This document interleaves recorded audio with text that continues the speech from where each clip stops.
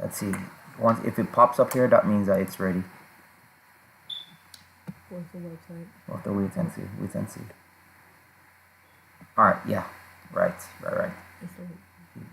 Alright, page. Alright.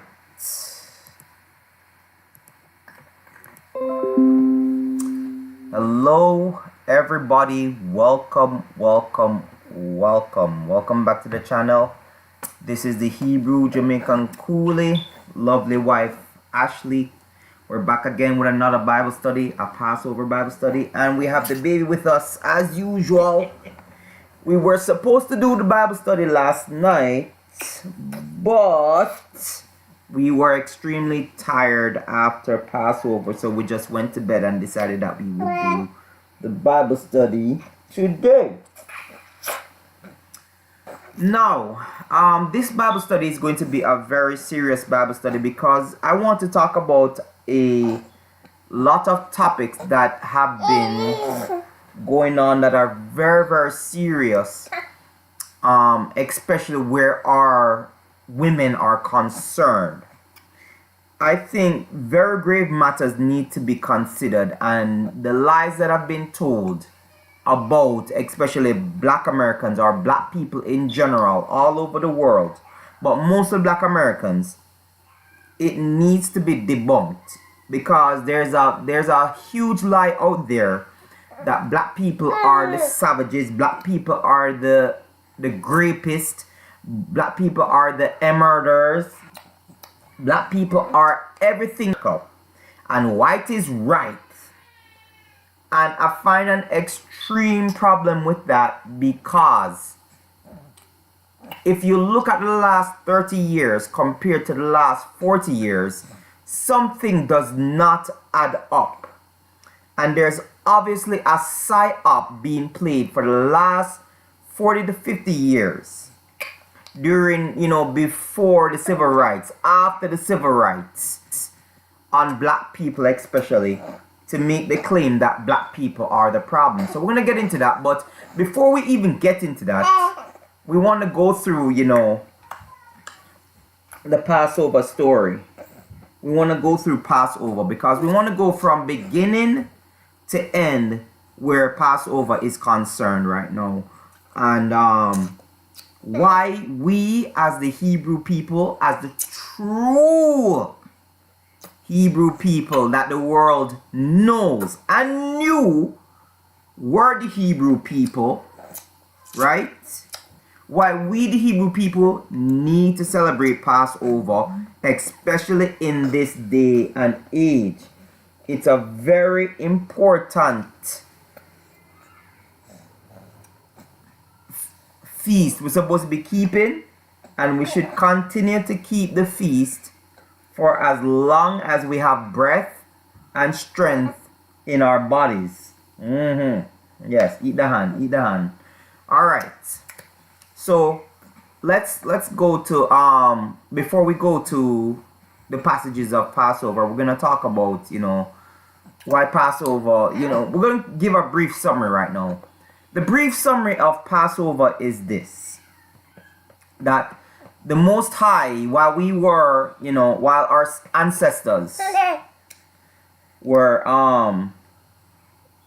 our ancestors were slaves in Egypt, crying out for help, eventually the Most High basically came and all the plagues and said, let my people go and things like that, and Pharaoh refused to let our people go, and then eventually in one fell swoop, one night, the Most High went and took a large sum of the people out of Egypt out. He took them out within a night.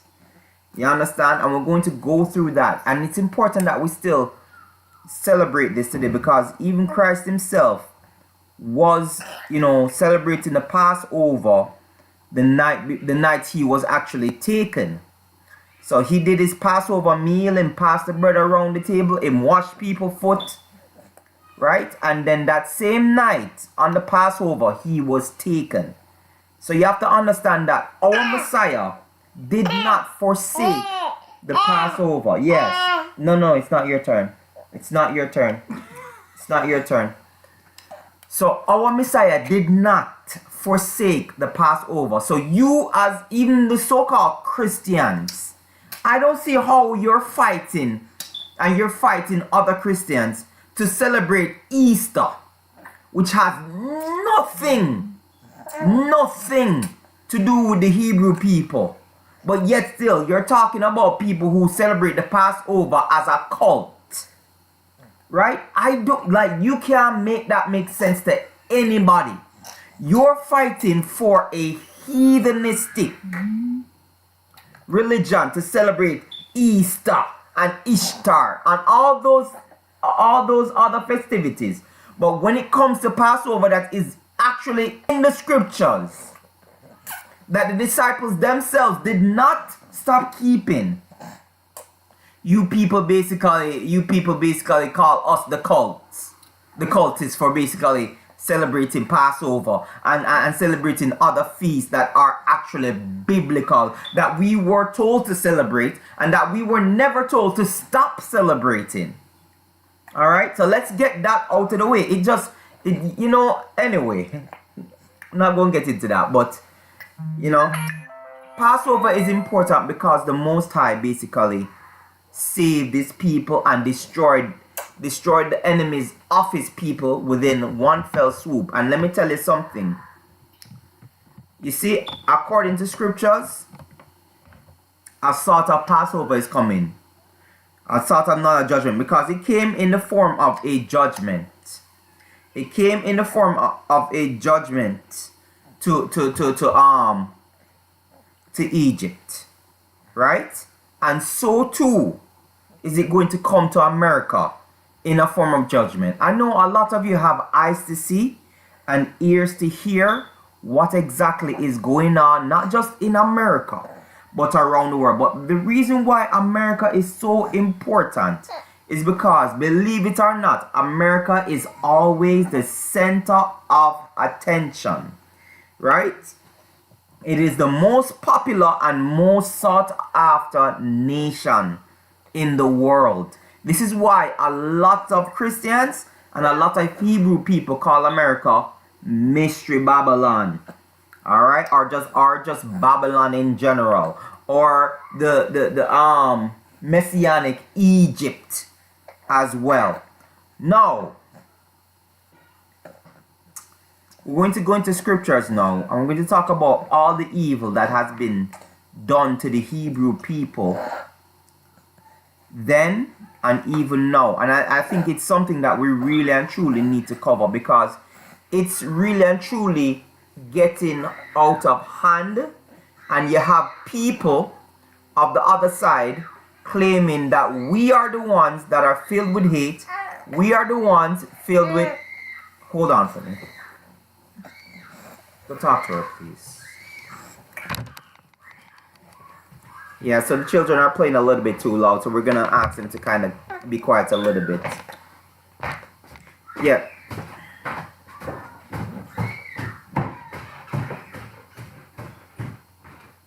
Yeah, so they are the ones doing all sorts of evil, but yet still they're claiming that we are the ones that are the problem. If you look at present day right now, they try to do statistics about how, black people are 40% of the population, but they commit 90% of the crimes. Let me ask you a question. How does that make sense? How does that make sense? Help me understand how that makes sense. Because they're going to look at you and they're going to say how, after 400 years of their crimes, and then after 100 another years of Jim Crow crimes, of the hangings, and the taking of innocent people out of them bed, and the burning down people's homes, and the literal cutting children out of people's stomachs, and burying kids in the sand and kicking them head like a ball, right? They're trying to do a bait and switch and tell you that black people is the problem in America. Oh, that the real criminals are black people. Help me understand that. Help me understand that people who basically have been doing wrong for years, decades, and centuries of wrong and evil are going to look at black people and talk about how they are the ones committing 90% of the crimes in America and they are 40% of the population. That is called a bait and switch. And a lot of you raccoons bought into that too as well. You bought into that as well. You little house slave. You're a house slave. Oh, let me go serve the master.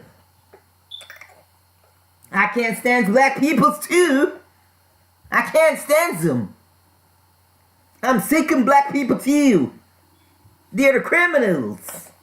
Let's be friends. And them turn around and them hang you up in a tree too. Because the minute you say you didn't like they do something, they turn around on you too. I've said it for years. I said I came to America and I was basically dumping on black people too. I called them lazy. I said this about them. I said that about them. Why? Because I was told the first thing as I came here, my Jamaican people said, don't hang around black Americans because black Americans, white people don't like them, blah, blah, blah, blah, blah. And them like Una more because Una are Jamaicans and Una will get further, which is true. And the reason why they like us more is because we are a novelty to them. But novelties wear out. And when novelties wear out, they get tired of you as well. So a lot of you Jamaican people now up here, oh, your mama go to white party, me I hang with white people, me I go everywhere with them, me I date them girl, me I do this, me I do that.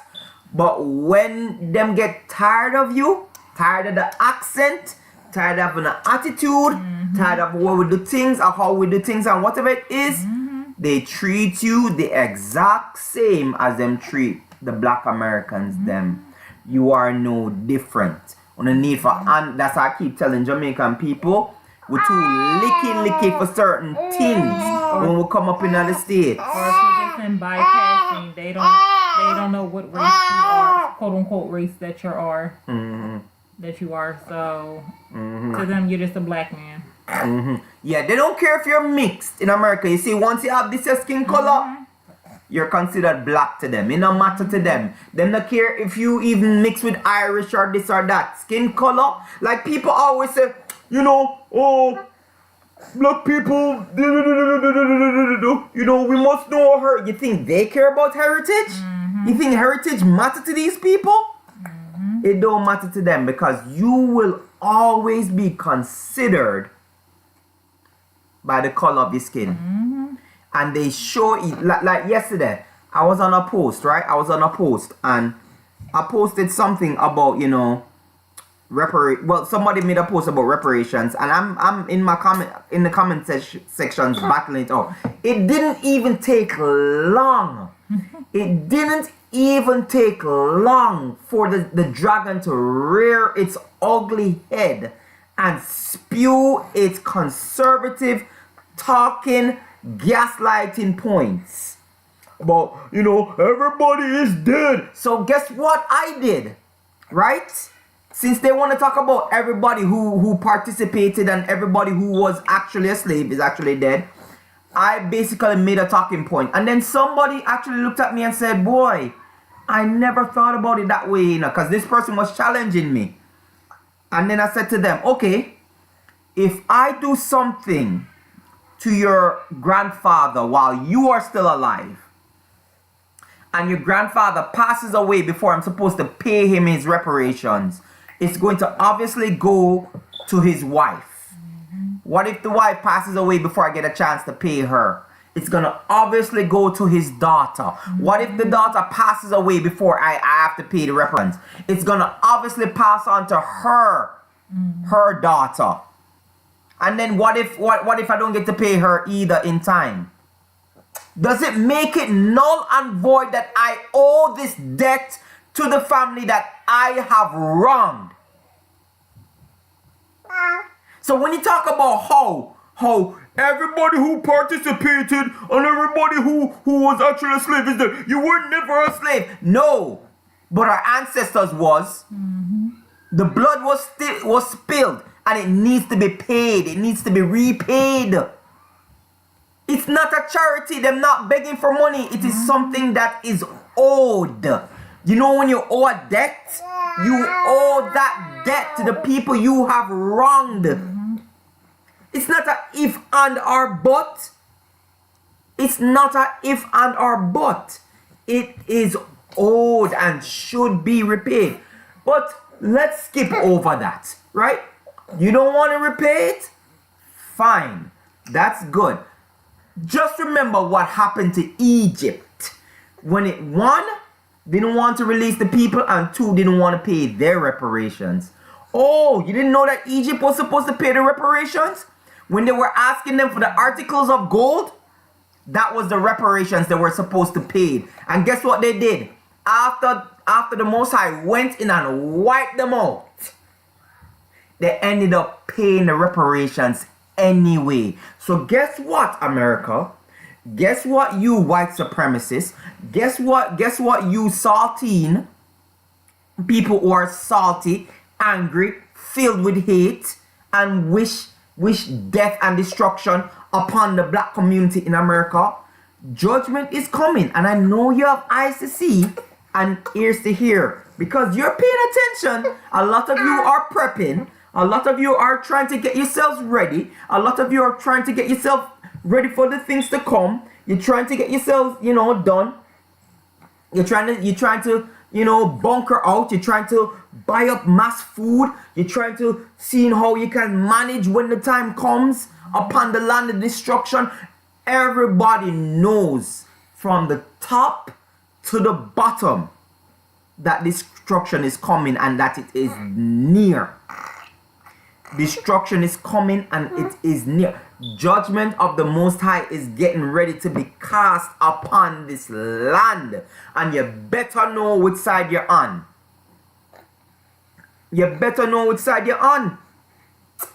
All of you who believed in white Jesus and find out say him black and him skin color don't matter. Him skin color. Okay, so when he comes back, how you gonna identify him? How are you, if his skin color doesn't matter, right? How are you going to identify him when he comes back? What's that? Where is it? 35. And the children of Israel did according to the word of Moses, and they borrowed of the Egyptians jewels of silver and jewels of gold and raiment. Yeah, that was their reparations.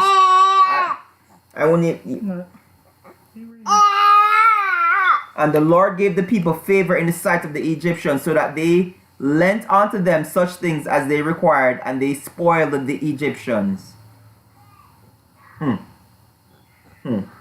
Spoil means to take from.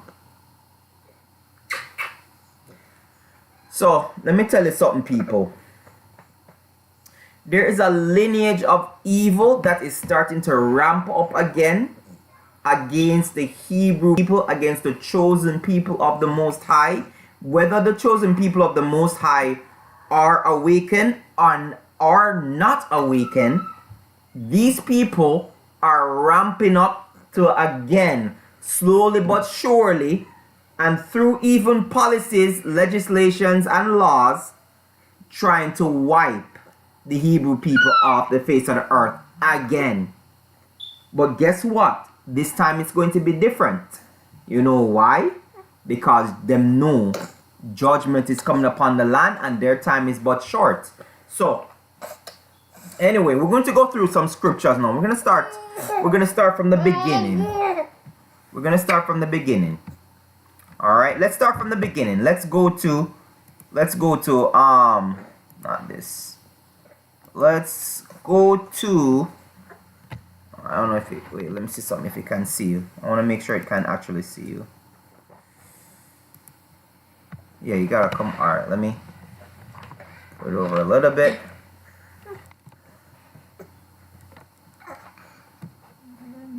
Okay. All right. So let's go over to Exodus. We're going to talk about Exodus 1:15 to 22. And the king of Egypt spake to the Hebrew midwives, of which the name of the one was Shiphrah, and the name of the other Puah, and said, when ye do the office of a midwife to the Hebrew women, and see them upon the stools, if it be a son, then yet ye shall delete him. But if he be a daughter, then she shall live. But the midwives feared Elohim, and did not as the king of Egypt commanded them, but saved the men children alive. And the king of Egypt called for the midwives and said unto them, why have ye done this thing, and have saved the men children alive? And the midwives said unto Pharaoh, because the Hebrew women are not as the Egyptian women, for they are lively. It means full of energy. They are lively and are delivered ere the midwives come in unto them. So basically, them already delivered by the time them come on. Therefore, Elohim dealt well with the midwives, and the people multiplied and waxed very mighty. And it came to pass, because the midwives feared Elohim, that he made them houses. And Pharaoh charged all his people, saying, every son that is born ye shall cast into the river, and every daughter ye shall save alive. Now, this is basically again, a ruler of a nation of people that hate us, right? That had us in bondage, doing their best to wipe us out. At that time, they didn't know that we were even the chosen people of the Most High. Because the generation before that had passed on. Right. You understand? So you see, from day one, they are trying, like all the other nations. It didn't matter the skin color. They were trying to wipe out the chosen people of the Most High. Right? Okay, so let's move on to Exodus 12. We're going to move Exodus 12 to over here. Exodus 12. And it shall come to pass, when your children shall say unto you, what mean ye by this service? That ye shall say, it is the sacrifice of the Lord's Passover, who passed over the houses of the children of Israel in Egypt, when he smote the Egyptians and delivered our houses, and the people bowed the head and worshipped. And the children of Israel went away and did as the Lord had commanded Moses and Aaron, so did they. So what that verse is talking about is when Moses had commanded them to get the lamb, get the firstborn lamb and stuff like that, the male lamb, and basically take its life and stuff like that, and what the Most High is going to do. And it came to pass that at midnight the Lord smote all the firstborn in the land of Egypt, from the firstborn of Pharaoh that sat on his throne, on to the firstborn of the captive that was in the dungeon, and all the firstborn of cattle. So I want you people to understand just exactly what's coming, because is worse than. You see, America is an unrepentant nation.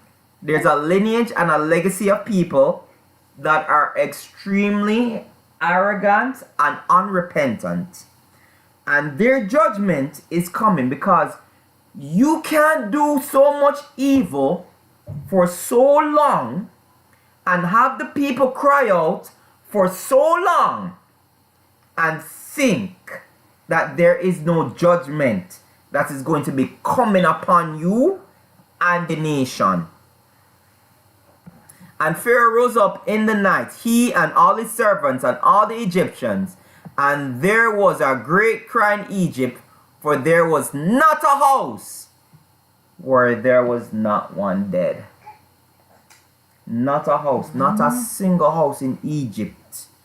So how much more do you think spear the lineage and legacy of evil in the coming days? Judgment is coming. This is the message, you know. Let me tell you something.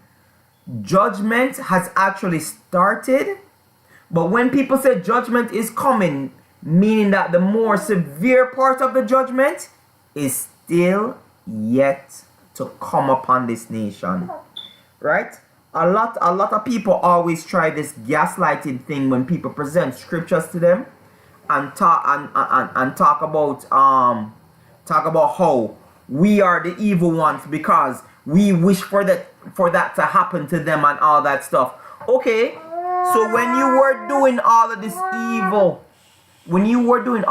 evil, you didn't think you were wicked, right? Okay, so you know what? I want to go down the list. Of just some of the people that you guys were wicked to, but we're gonna add a Bible verse to it as well. Psalms 137, and it's very, very important. We're gonna read all of it, but then we're gonna stick on verse 9. All right, verse 9. Let's start with 137, verse 1. By the rivers of Babylon, there we sat down. Yea, we wept when we remembered Zion. Where's Babylon? We're in Babylon right now. Where's Zion? Zion is where we used to live. We hanged our harps upon the willows in the midst thereof. For there they that carried us away captive required of us a song. Isn't that what they used to do to the people down south? Yo, play me a song. N-word. Play me a song. Tap dancing. Yeah. Play me a song. And they that wasted us required of us mirth. I don't know what mirth is. Saying, sing us one of the songs of Zion. Kumbaya, my Lord. Kumbaya. If you don't know what kumbaya means, it's come by here. Or come by ya. Come by ya. Come by us. Yahovah. Alright. How shall we sing the Lord's song in a strange land? Isn't America a strange land to the Hebrew people that were taken here? If I forget thee, O Jerusalem, let my right hand forget her cunning. If I do not remember thee, let my tongue cleave to the roof of my mouth. If I prefer not Jerusalem above my chief joy. Remember, O Lord, the children of Edom in the day of Jerusalem who said, raise it. If you don't know what the word raise means, it means to destroy. Raise it even to the foundation thereof. Basically, destroy to the ground.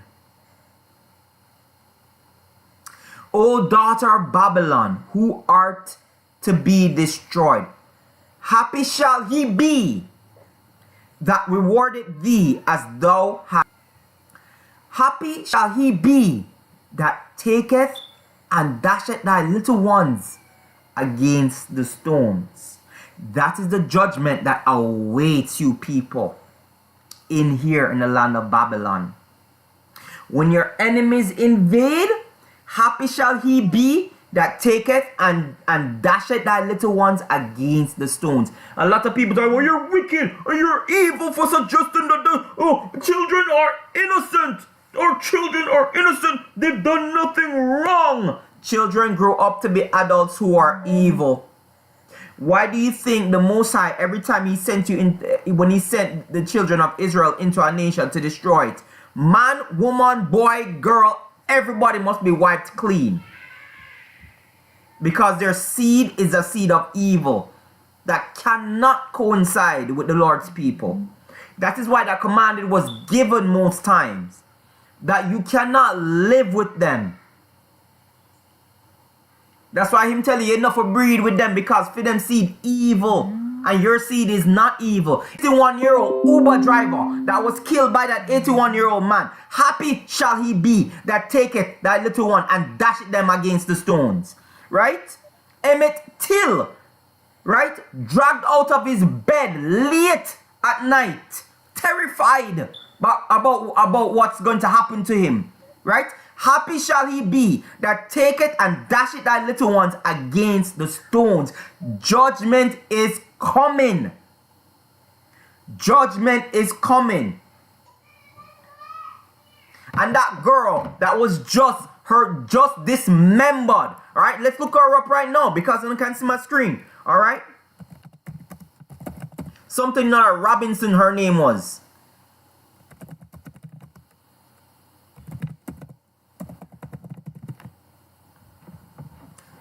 Sadie Robinson. See there? Sadie Robinson. And she was 19 years old. I don't even think they found her head yet. I don't think they found her head yet. They only found her legs. They've been finding body parts because some of her body parts is washing up. Right? But we are the evil ones, right? We're the evil ones. We're the evil ones. A bait and switch for the last 40 years. After centuries and even decades still of continuous, consistent, constant evil. But we are the one that are called savages. Let's go back to the Bible verse again. Left leg found. Left leg found. Them find more, man. Because yesterday I heard that they found more. Right leg with painted toes found. How evil do you have to be to do that to somebody? And that's torture on top of torture. It's one thing to find a body. That's torture to the family. Yeah.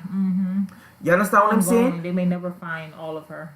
Happy shall he be that taketh and dasheth thy little ones against the stones. You guys buried little ones' heads, bodies inside dirt and had their heads sticking out and played football with the head and see how far you could kick it. You kick a head straight off of the body. And you're saying that we're evil for even saying that? Happy shall he be that taketh and dasheth thy little ones against the stones. Your little ones are innocent? So what are you saying about all those little ones whose lives were taken? That they weren't innocent. They weren't innocent enough. They didn't matter. They didn't matter. Right? Remember how you had that white woman that was that had the shirt? Where she said, oh, kill delete black boys before they become criminals. Yeah. You remember that white woman that had that shirt? Right? Happy shall he be that taketh and dasheth thy little ones against the stones. It's a repercussion of evil. You can't, the Bible says you reap what you sow. You can't reap all this evil for 400 years and then another 100 and odd years of Jim Crow and really and truly believe that these last 40 to 50 years fix any of that, and it didn't. You neither repented nor did you try to make any sort of repentance or any sort of, you understand? Of forgiveness, or and it's told us that we need to forgive and shut up about it. Right? Isn't that what you said? The reason why I say we is because Jamaicans basically, we were the same set of people, but them drop off Americans, the slaves for America first, onto the islands, to the Caribbean islands. So we people. We are, the black Americans fight is the Caribbean fight. You understand? Don't pretend like we're different just because we went to somewhere different and this, that, no. Just because we have cultural differences. Just because we now have cultural differences. We now have cultural differences. Variations of languages. Happy shall he be that taketh and dasheth thy little ones against the stones. Wanna understand that this message is for those out there who have a message of evil in their heart. Just know that it's coming to you and your entire generation. You have lived years of evil. Even though you're alive now, you still live. That's why when I'm talking about all these old people oh,